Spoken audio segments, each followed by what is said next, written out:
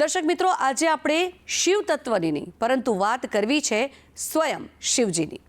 ભગવાન શિવજીને સનાતન સંસ્કૃતિમાં દેવોના દેવ મહાદેવ કહેવામાં આવે છે અને કેટલાક શિવ ભક્તો તો તેમને ભગવાન શંકર પણ કહે છે. જો કે શિવજીના અન્ય પણ ઘણા નામ છે.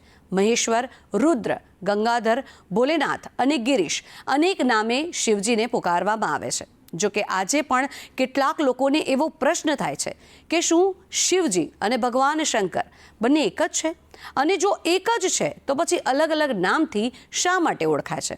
તો આવો જાણીએ આજે દેવાધિદેવના નામ શિવ અને શંકરમાં શું છે અંતર. સનાતન પરંપરાના મોટાભાગના અનુયાયીઓ શિવ અને શંકરને એક જ માને છે. જો કે શિવ મહાપુરાણમાં ઉલ્લેખ કરવામાં આવ્યો છે કે સૌ પ્રથમ પ્રકાશના કિરણનો જન્મ થયો હતો. આ પ્રકાશના કિરણમાંથી બ્રહ્મા અને વિષ્ણુની ઉત્પત્તિ થઈ હતી. જ્યારે બ્રહ્માજીએ પૂછ્યું કે આપ કોણ છો, ત્યારે પ્રકાશપુંજમાંથી અવાજ આવ્યો હતો કે હું શિવ છું.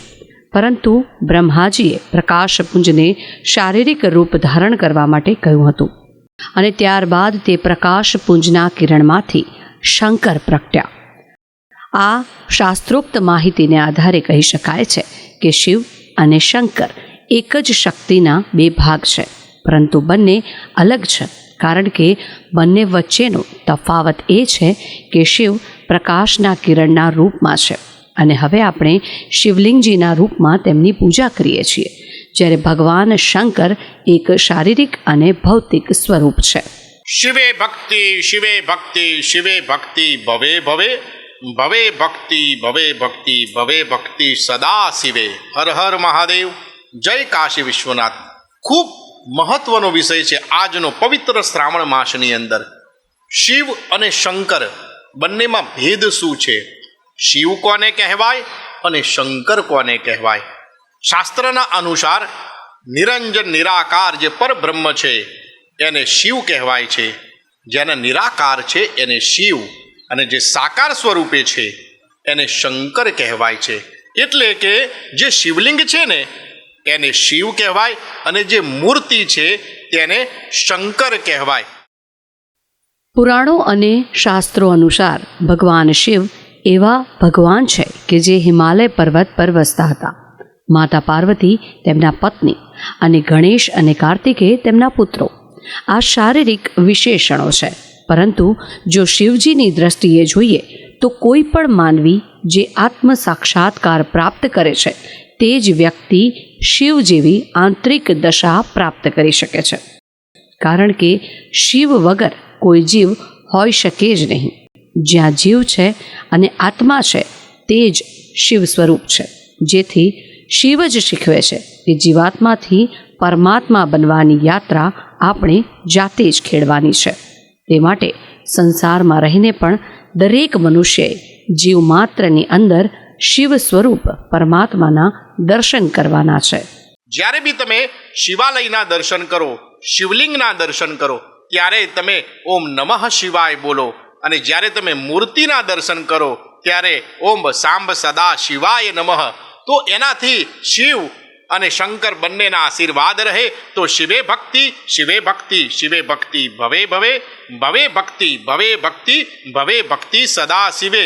કે ભગવાન જ્યાં સુધી મને ભાવ મળે ને ત્યાં સુધી તારું શરણું મળે. અને આ શ્રાવણ તો જે છે એ તો આખા જીવનનું રિચાર્જ કરવા માટે છે. તો મહાદેવનું આરાધન કરો અને જીવનને ધન્ય કરો. હર હર મહાદેવ. જય કાશી વિશ્વનાથ.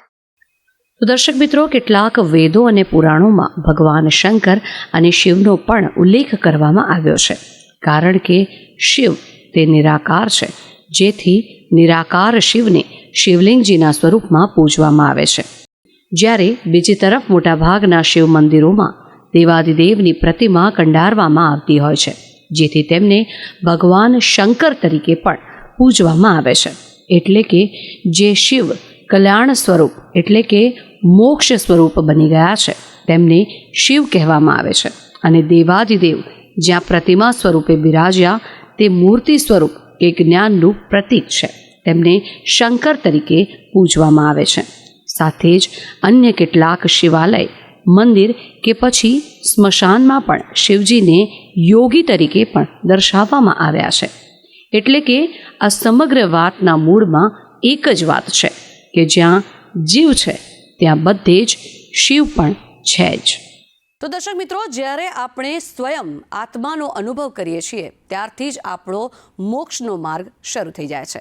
જો કે અજ્ઞાની અવસ્થામાં પણ એક જીવ પોતાને શિવથી અલગ માને છે, માટે જ કહે છે ઓમ નમઃ શિવાય, હું શિવને નમન કરું છું. પરંતુ આત્માનો બોધ પ્રાપ્ત કર્યા બાદ વ્યક્તિ આત્માની સતત જાગૃતિ પ્રાપ્ત કરે છે અને શરીરથી અલગ પડે છે અને પછી તે અનુભવે છે શિવોહમ, એટલે કે હું આત્મા છું, હું શરીર નથી, હું શિવ છું. ત્યારબાદથી જ ભગવાન શંકર અને તેમના અન્ય સ્વરૂપ શિવ એટલે કે આત્મા વચ્ચેનો કોઈ જ ભેદ રહેતો જ નથી.